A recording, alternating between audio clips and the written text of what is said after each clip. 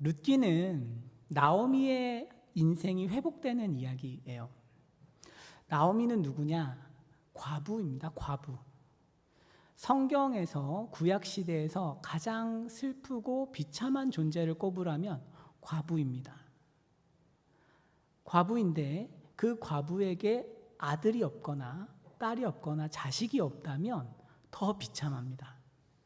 나오미는 남편도 없고 아들도 없고 딸도 없는, 나이 들어서 고향 땅을 떠나서 지금 이방 땅에서 홀로 며느리 둘과 살고 있는 인생이 완전히 망가진 한 여인입니다.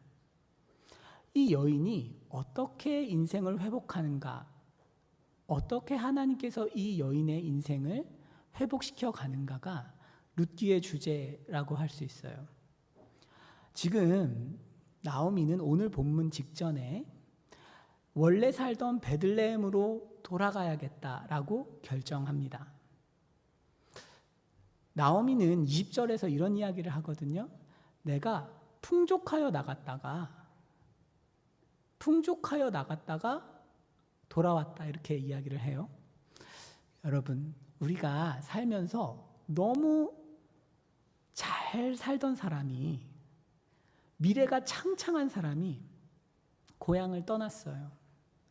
그리고 한 10년 정도 이렇게 지내다가 완전히 쫄딱 망해서 고향으로 돌아오는 것은 정말로 어려운 일입니다. 그렇죠? 누구에게도 들키고 싶지 않은 나의 초라함을, 심지어 나를 잘 아는, 나에게 일정한 기대를 걸었던 사람들에게 보여준다는 것은 정말로 어려운 일입니다. 그런데 나오미가 지금 그렇게 하고 있는 것입니다. 여기서 이제 질문이 생길 수 있어요. 도대체 나오미는 왜 돌아갈까? 이렇게 힘든데. 저는 마산이 고향이에요. 이제 마산 옆에 하만이라고 있는데, 하만이 고향인데, 저희 어머니는 이제 서울에 오셔서 고향으로 갈 때마다 참 힘들어 하셨어요. 서울에서 보란 듯이 성공하지 못한 자신의 인생을 고향 사람들에게 알려야 한다는 사실 자체가 너무나 고통스럽고 어려운 일이었습니다. 나오미는 그럼에도 불구하고 돌아간 거죠. 도대체 이렇게 모든 체면과 자존심을 내려놓고 나오미는 무엇을 위해서 돌아간 것일까요? 오늘 본문은 이 질문에 대답합니다. 우리가 언제 자존심을 내려놓을 수 있는가? 우리가 언제 체면을 내려놓을 수 있는가? 그리고 그럴 때 하나님은 어떠한 은혜를 주시는가를 오늘 살펴보게 될 것입니다. 자, 다음입니다. 룻기 1장 19절인데요. 저희 한번 같이 읽어보시면 좋겠어요. 시작. 이에 두 사람이 베들레헴까지 갔더라. 베들레헴에 이를 때에 온 성읍이 나오미냐 하는지라. 아멘. 이에 두 사람이 베들레헴까지 갔다 이래요. 그죠? 이 두 사람 누구예요? 나오미와 룻입니다. 그죠? 나오미와 룻인데, 베들레헴, 말하자면 이전에 살던 고향 땅으로 돌아간 거죠. 돌아갔는데 성읍 사람들이 이렇게 이야기를 하는 거예요. 이렇게 보고, 이가 나오미냐? 이렇게 묻는 거죠. 참 애매하죠. 성경을 써놓았는데 이게 좀 정말 뭔가 비웃는 것인지 조롱하는 것인지 환영하는 것인지 알 수 없게, 이가 나오미냐? 뭐 이렇게 이야기를 하는 것이죠. 말하자면 가십거리가 됐던 것 같아요. 베들레헴 사람들은 아마 여러 가지 동기로 나오미에 대해서 막 이야기하지 않았겠습니까? 그죠? 저 먹고 살기 힘들다고 약속의 땅을 떠나더니 아주 쌤통이다. 혹 이런 사람이 있었을 수도 있고, 너무 안 됐다, 너무 안타깝다, 이런 사람이 있을 수도 있고, 혹은 그 기근 속에서 자기는 남아서 약속의 땅을 지켰으니까 그것에 대해서 역시 내가 잘했어. 이런 사람도 있을 수 있겠죠. 여하튼 소문이 돈 것이죠. 혹은 나오미를 단순히 반가워하는 사람도 있었겠죠. 나오미 너무 보고 싶었어. 그죠? 여하튼 소문이 돌았습니다. 이것이 어떤 동기와 이유였든지 간에 나오미에게는 그것이 너무 고통스러웠던 것 같아요. 나오미는 너무 고통스러워서 힘들어합니다. 성경은 지금 하나님의 공동체에 소문이 있다고 가르치는 거지요. 그렇죠? 사랑하는 여러분, 우리가 새롭게 공동체에 적응하시는 분들에 대해서 본의 아니게 그분들에게 많은 상처를 줄 수 있다는 사실을 알고 계십니까? 그렇죠? 새가족으로서 교회에 적응하는 일은 여러분 생각보다 너무너무 어려운 일 같아요. 이미 짜여져 있는 관계 가운데에 들어가서 뭔가 신앙생활을 하고 친구를 만든다는 것이 생각보다는 어려운 것이죠. 그런 와중에 소문이 돌면 어느 정도 교회를 다니시고 공동체에서 관계가 있는 분들은 그래도 방어라는 게 가능하잖아요. 그런 것이 아니다. 하지만 이렇게 온 지 얼마 안 되신 분들 혹은 별로 이제 활동을 하지 않으신 분들 같은 경우에는 방어조차 할 수가 없죠. 그래서 마음이 너무 힘든 거죠. 마음이 힘들고 공동체에서 본의 아니게 오해를 하고 상처를 받는 경우들도 우리가 종종 봅니다. 여러분, 이게 설교의 주제는 아니지만 그래, 하나님의 공동체에 소문이라는 게 있구나. 그리고 그것이 오늘 주인공인 나오미를 괴롭히고 있구나. 이렇게 우리가 한번 짚고 갈 수 있을 것 같아요. 자, 그런데 나오미는 이런 소문을 견딥니다. 이게 오늘 포인트예요. 여러분 3번인데요. 나오미가 수치를 견딘 이유 이렇게 돼 있어요. 20절하고 21절을 저희가 같이 읽어보면 좋겠거든요. 네, 20절 같이 읽어보겠습니다. 시작. 나오미가 그들에게 이르되 나를 나오미라 부르지 말고 나를 마라라 부르라. 이는 전능자가 나를 심히 괴롭게 하셨음이니라. 내가 풍족하게 나갔더니 여호와께서 내게 비어 돌아오게 하셨느니라. 여호와께서 나를 징벌하셨고 전능자가 나를 괴롭게 하셨거늘 너희가 어찌 나를 나오미라 부르느냐 하니라. 아멘. 여러분, 일반적으로는 공동체를 아마 떠나거나 온 것을 후회하거나 사람들을 향해 저주하거나 그랬을 것 같아요. 그런데 나오미는 정말 놀라운 반응을 하고 있습니다. 무엇이냐? 나를 나오미라고 부르지 말라는 것입니다. 나오미의 뜻은 기쁨이에요. 기쁨. 나오미라고 부르지 말고 마라라고 불러라. 마라는 쓰다 이 뜻이에요. 내 인생 너무 쓰니까 나오미라고 부를 때마다 내가 너무 고통스럽다는 거죠. 이렇게까지 얘기하는 사람 앞에서 무슨 이야기 하겠어요? 아마 베들레헴 사람들도 말을 그쳤겠죠. 여러분, 나오미가 이렇게 수치를 당하면서까지 여러분 한번 상상해 보십시오. 내 인생을 남들 앞에서 쓴 인생입니다. 내 인생이 너무너무 쓴 인생이기 때문에 나에 대해서 언급하는 것을 자제해 주십시오. 너무너무 수치스러운 것이죠. 너무 모멸감이 있겠죠. 그런데 나오미가 돌아온 거예요. 나오미가 이것을 몰랐을 리가 없습니다. 도대체 왜 돌아왔을까요?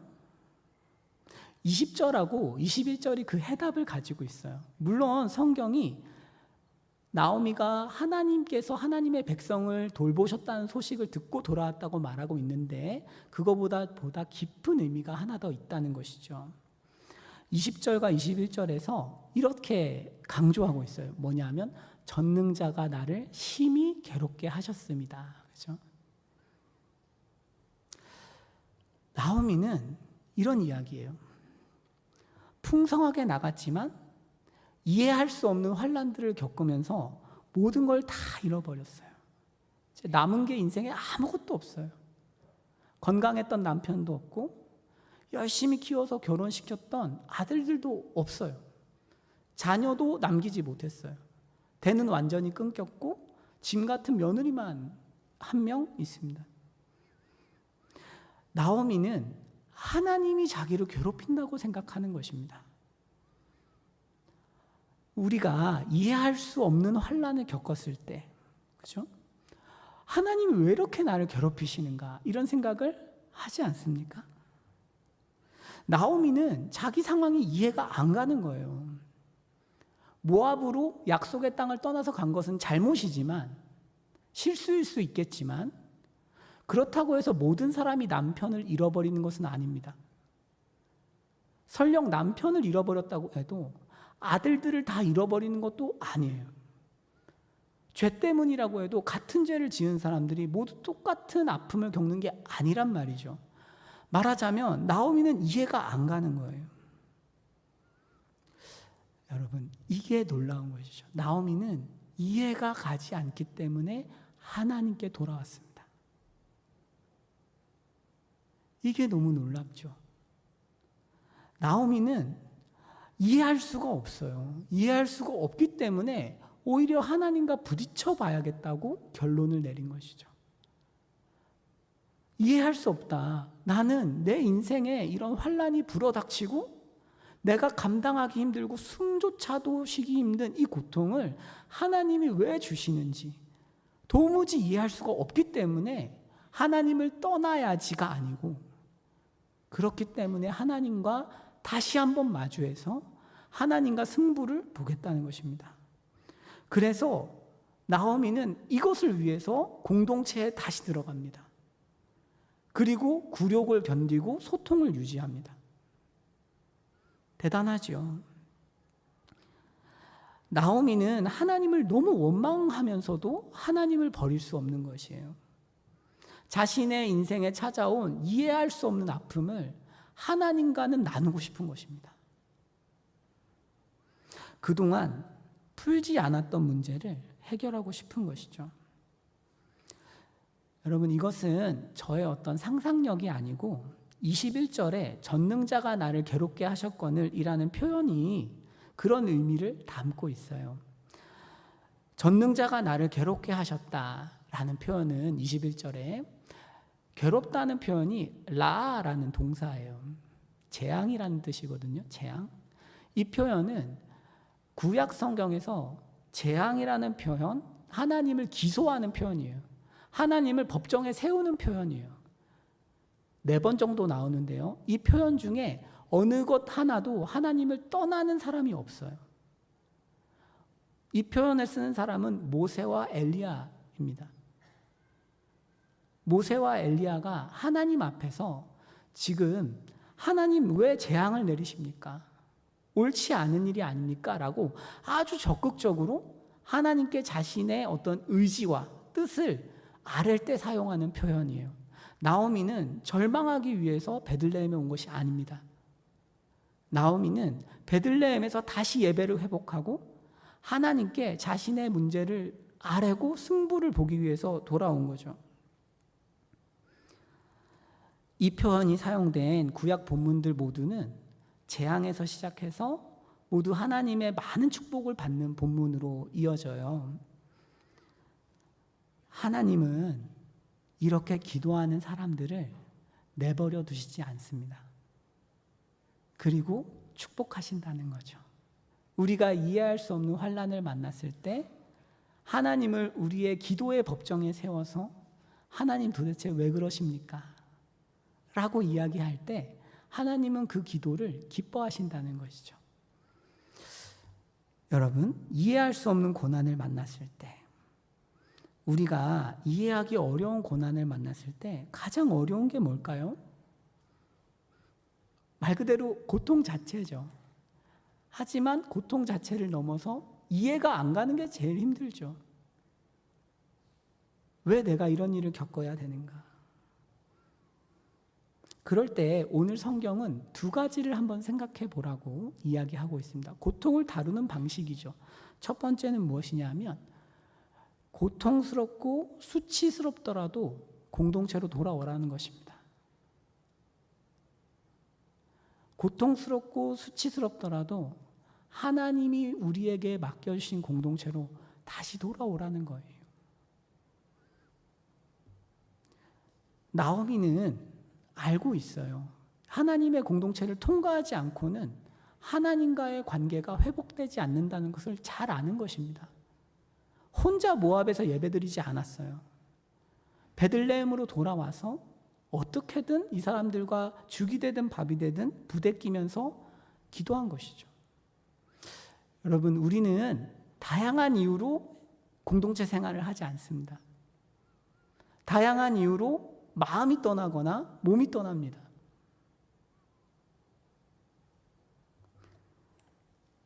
세상적으로 볼품없는 나의 상황과 처지를 처음 보는 사람에게 이야기하기가 싫어서 교회 등록을 안 하실 수 있어요.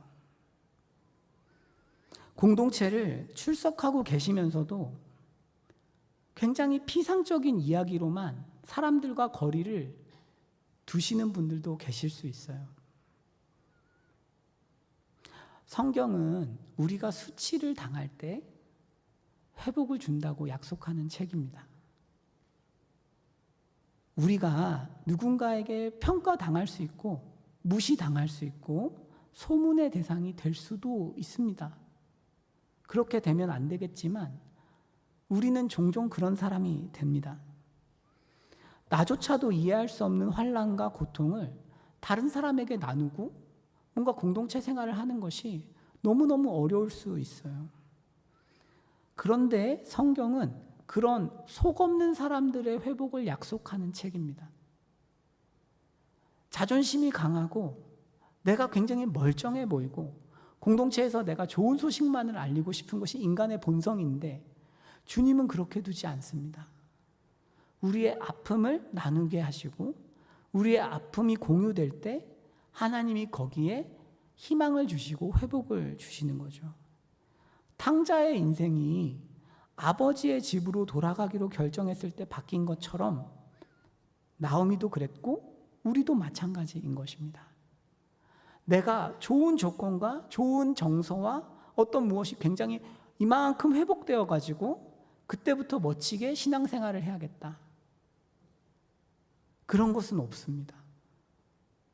성경은 그렇게 신앙생활을 시작하는 것이 아니라 가장 힘들고 연약할 때 하나님의 공동체로 돌아오라고, 그래서 비록 내가 수치감을 느끼고 굴욕감을 느끼더라도 그곳에 있으라고 우리에게 권면하는 것입니다. 둘째는 하나님 앞에서 원망스럽지만 예배의 자리로 돌아오는 거예요. 지금 나오미는 하나님을 기소하고 있어요. 하나님 저에게 왜 그러십니까? 이 말이 뭐예요? 나오미는 하나님 앞을 떠나지 않습니다. 나오미는 하나님과 치열하게 대결하는 것이죠. 하나님은 우리의 믿음을 통해서 일하시고 그것을 통해서 우리에게 영광으로 바꿔주시죠. 로마서 말씀인데요. 워낙 유명한 말씀입니다. 로마서 5장 3절에서 5절 말씀. 다만 이뿐 아니라 우리가 환난 중에도 즐거워하나니. 환난 중에도 즐거워해요. 왜? 무엇인가를 알기 때문입니다. 뭔가를 아는 거예요. 무엇을 아는가 하면 환난은 인내는 연단을, 연단은 소망을 이루는 줄 알기 때문이에요. 우리가 하나님 앞에서 기도로 투쟁할 때 미리 소망을 이루는 것을 믿고 견딜 수 있는 것입니다. 즐거워할 수 있는 것이죠. 저는 헤르만 리델부스라는 학자의 이 표현을 참 좋아해요. 번역한 표현이긴 하지만 고난은 영광을 고지합니다. 이 문장을 저는 정말 좋아합니다. 사랑하는 여러분, 고난은 영광의 고지서입니다. 고난이 영광이 온다는 사실을 알려주는 고지서 같은 것이에요. 이것을 하나님 앞에서 투쟁할 때 우리는 받아내고 확신 속에서 즐거워할 수 있는 거죠. 자, 그러면 우리의 질문은 이거예요. 이렇게 굴욕을 참고 하나님 앞에서 기도하면 어떤 일이 일어나는가? 구체적으로 어떤 회복이 있는가? 22절입니다. 22절하고 2장 1절에 회복이 있는데 22절 같이 한번 읽어보실게요. 시작. 나오미가 모압 지방에서 그의 며느리 모압 여인 룻과 함께 돌아왔는데, 아멘. 여기에 보시면 첫 번째로 시간을 예비하십니다. 타이밍이에요. 타이밍. 무슨 의미인가 하면 하나님께서는 나오미가 모압 지방에서 그의 며느리 모압 여인 룻과 함께 돌아올 때 언제 당도하게 하시냐 하면 보리 추수가 시작할 때입니다. 보리 추수가 시작한다는 것은 보리 추수, 밀 추수로 이어지는 7주간의 수확 시기가 있는데 가장 인심이 좋고 풍성한 때에 이르게 하셨다는 의미예요. 성경은 이것을 도치구문을 써서 강조합니다.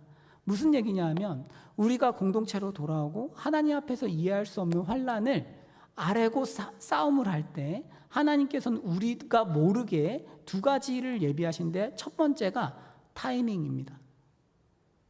우리 인생의 가장 적절한 시기들을 열어주십니다. 회복의 때를 여시는 거죠. 그리고 두 번째는 2장 1절입니다. 2장 1절. 나오미의 남편 엘리멜렉의 친족으로 유력한 자가 있으니 그의 이름은 보아스더라. 성경은 이야기를 끊고 보아스를 갑자기 등장시킵니다. 무슨 이야기냐 하면 이런 거죠. 나오미의 남편 엘리멜렉의 친족이 있다. 그는 유력한 자 보아스다. 이것은 나오미가 기대하지 않는 곳에 엄청난 사람이 있다는 뜻이죠. 나오미는 룻에게 너는 결혼 못한다 그랬어요. 재혼의 가능성이 없으니까 돌아가. 내가 모압 땅에서 지내게 해줄게. 그냥 돌아갔으면 좋겠다. 네 인생을 위해서. 이것에 대한 하나님의 반응이 무엇이냐 하면 아니, 내가 룻의 인생을 위해서 엄청난 사람을 예비했다는 것이죠. 재혼할 수 있는, 그리고 아주 유력하고 아주 신앙이 좋은, 그리고 그 가운데에 나오미까지도 구원에 이르게 하는 위대한 한 사람을 예비해 놓았는데 그게 보아스라는 것이죠. 여러분, 룻은 모압 여인입니다. 모압 여인. 모압은 출애굽을 할 때 이스라엘과 음행했던 사람들이에요. 음행의 상징이에요. 이스라엘 사람들이 굉장히 경계하는 사람들이에요. 그런데 이 룻이 보아스와 이어진다는 거죠.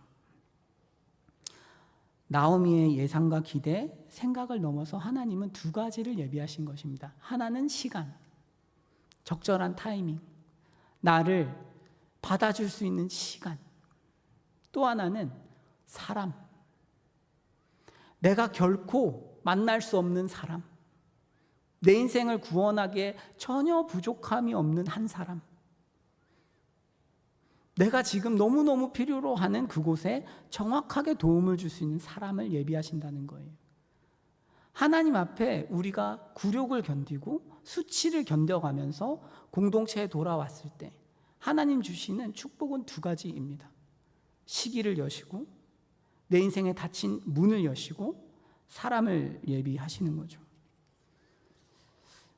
여러분, 오늘 우리를 위해서도 마찬가지죠. 저는 이 말씀에 여러 가지 적용을 하기에 앞서서 단순히 여러분들이 이 사실을 믿으시면 좋겠어요. 우리가 마음을 열어서 공동체에 돌아오고 몸이 돌아오고 마음이 돌아오고 다시 한번 하나님 나라를 세우기 위해서 결단하고자 할 때 하나님 주시는 축복을, 이 약속을 그냥 믿으시면 좋겠어요. 물론 우리가 무엇을 하는 것도 중요한 적용이지만 제 생각에 성경을 듣고 읽고 깨달으면서 가장 강력한 적용은 믿는 것입니다. 하나님이 나를 위해서 시간과 사람을 예비하신다는 걸 믿는 거죠. 데살로니가 전서 2장 13절에는 이렇게 되어 있어요. 너희가 우리에게 들은 바 하나님의 말씀을 받을 때 사람의 말로 받지 아니하고 하나님 말씀으로 받음이니, 그러면 어떻게 돼요? 믿는 자 가운데서 역사하는 것이죠. 오늘 말씀이 선포되잖아요. 그러면 우리 중에 어떤 분들은 시간과 사람에 관한 약속을 믿으시고 하나님 말씀이 역사하는 것을 경험하는 분들이 계시고, 믿지 않으면 이루어지지 않는 것이죠. 사랑하는 여러분, 가장 강력한 적용은 믿는 것입니다. 여러분, 저는 이 말씀을 묵상하면서 제 삶을 이렇게 돌아봐요. 정말 제가 전하는 오늘 말씀처럼 수치를 견디고 돌아올 때 삶에서 회복이 있었는가? 저는 20살 때 선교단체를 통해서 예수님을 믿었어요. 그리고 교회를 등록해서 가끔 갔어요. 저는 그렇게 모범적인 학생은 아니었어서 말을 잘 듣지는 않았어요. 대학에 진학한 이후에 공동체를 떠났어요. 너무 고리타분한, 예수 믿는 너무 좋은 착한 형 누나들이지만 그런 분위기가 저는 싫었어요. 그러다가 삶에서 환난을 겪었어요. 여러분, 주님을 떠나면 많이 맞아요. 그래서 붙어 있으시면 좋겠어요. 근데 다시 신앙생활을 했는데 제가 어떤 생각을 했냐면, 절대 나는, 저 이제 내수동교회 다녔는데 내수동교회 대학부에는 안 간다. 저의 과거를 아는 사람들을 만나고 싶지 않은 것입니다. 절대 여긴 가지 말아야겠다. 그런데 우여곡절 끝에 다시 갔어요. 가면서 많은 갈등들이 있었어요. 저는 그 당시에, 이제는 제 아내가 된 제 여자친구, 그 당시 여자친구가 정말 좋은 교회를 다니기 바랐어요. 제가 전도했잖아요, 여러분. 그래서 제가 전도해서 같이 다니는데 이 친구한테 정말 좋은 교회를 알려주고 싶은 것입니다. 어느 교회가 제일 좋을까? 제 생각에는 제가 잠깐 다녔지만 내수동교회 정말 좋았구나. 근데 얘만 보낼 수가 없는 거예요. 저도 가야 되는 거예요. 그래서 고민하다가 갔어요. 그러니까 우준이가 왔다고, 탕자의 기한이라고 막 뭐 쉽지 않았어요. 근데 이제 와서 돌이켜 보니까 그때 하나님이 적절한 시기와 적절한 사람을 만나게 해주셨어요. 저를 사랑해 줄 수 있는 사람들을 만나고 저를 받아줄 수 있는 분위기인 공동체에 간 거죠. 참 그래요. 저는 열심히 살았어요. 엉망이긴 했지만 제가 20살 때부터 하여튼 철이 든 이후에는 참 성실하게 살았어요. 제 나름대로. 신기한 것은 고난이 철옹성 같아요. 꺾이지가 않아요. 아마 이곳에도 계실 거예요. 정말 열심히 사는데 인생이 안 풀려. 뭐가 될 만하면 꺾이고 뭐가 될 만하면 꺾이고, 늘 뭔가 삶이 제자리에서 전진을 안 하는 거죠. 고난을 무너뜨리기 위해서 정말 열심히 살았지만 고난이 무너지지 않는 거예요. 그럴 때 고난이 무너지는 것은 놀랍게도 공동체 안에 들어갔을 때였어요. 나오미처럼 베들레헴으로 돌아갔을 때였어요. 주님 앞에서 이해할 수 없는 고통을 가지고 투쟁했을 때 저는 시간과 사람의 축복을 경험했고 삶이 전진하는 걸 경험했어요. 사랑하는 여러분, 주님 말씀은 진실해요. 다양한 이유로 우리가 마음을 주님 앞에서 접고 공동체를 향해서 상하고 이런 부분들이 있지만, 여러분, 다시 하나님 나라를 세우기 위해서 마음을 정렬해 주십시오. 그럴 때 주님 주시는 큰 복이 있어요. 여러분, 그런데 나오미가 돌아오기만 하는데 이런 축복을 받는 이유가 뭘까요? 나오미는 돌아오기만 하는데 이런 축복을 받는 이유가 뭘까요? 나오미 때문이 아니고 나오미 옆에 룻이 있기 때문이죠. 흥미롭게도 나오미를 향한 회복 시간과 인물은 모두 룻하고 연결되는 거예요. 여러분 1장 14절입니다. 1장 14절과 22절 말씀인데 룻기 1장에는 도치 구문이 2번 등장해요. 룻기는 도치를 함부로 쓰는 성경이 아니에요. 히브리어는 접속사, 서술어, 주어 순서로 되어 있는데 서술어 다음에 주어가 나와야 하는데 이걸 바꾸는 거죠. 주어랑 서술어 이렇게 나오면 도치인 거예요. 수많은 문장 중에 룻기에서는 1장에서 2문장만 도치예요. 제가 지금 파란색으로 색칠해 놓은 룻은 그를 붙쫓았더라와 보리추수 시작할 때입니다. 이게 무슨 얘기냐면 룻이 진정성 있게 나오미를 섬겼기 때문에 나오미의 시간이 열린 거라는 뜻이에요. 성경이 두 개를 연결하는 거죠. 성경이 룻이 나오미에게 정말 진정성 있게 나오미를 섬기기로 결단했기 때문에 나오미의 삶 가운데에 보리추수 시작하는 시기가 열린 것이다. 이렇게 성경이 연결하고 있는 거죠.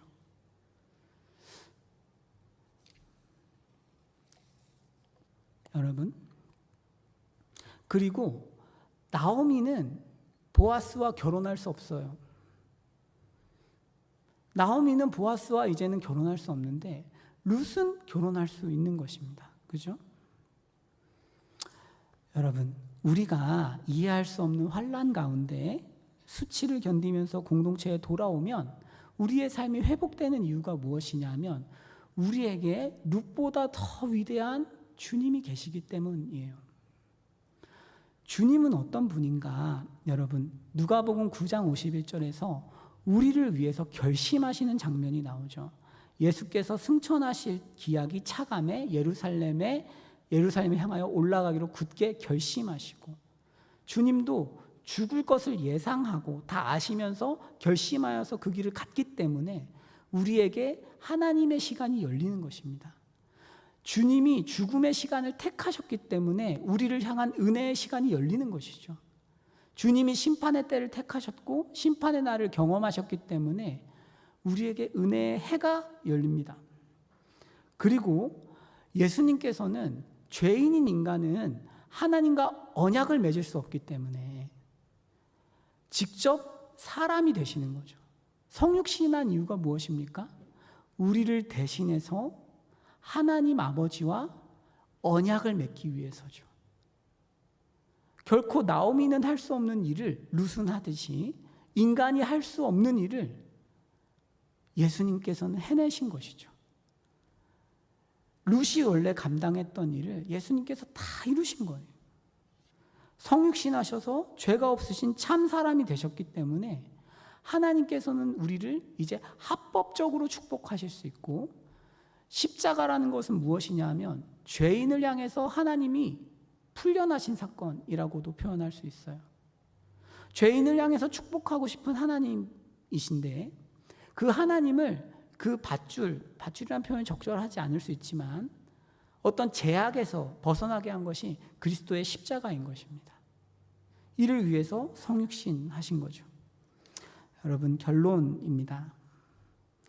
사랑하는 여러분, 공동체에 이미 계신 분들은 공동체를 통해서 우리를 회복하시는 하나님께 감사드리면 좋겠어요. 그래서 이해할 수 없는 고난 앞에서 공동체에 돌아오고 하나님께 예배하는 은혜를 달라고 기도해 주시면 좋겠고 그렇게 결단하면 좋겠어요. 아직도 머뭇머뭇하고 계신 분들, 마음을 결정하지 못한 분들이 결정하는 그런 예배가 되면 좋겠고 또 하나는 그렇게 돌아오실 때 믿으시면 좋겠어요. 맞아, 하나님께서 내 인생을 향한 은혜의 해를 여실 것이다. 그리고 나를 정말로 참으로 도와줄 수 있는 사람을 예비해 두셨을 것이다. 이런 기대를 가지고 그리고 그런 은혜를 실제로 경험함으로써 하나님께서 베푸신 은혜가 얼마나 큰지를 평생에 자랑하는 그런 우리 되기를 축복합니다. 기도하겠습니다.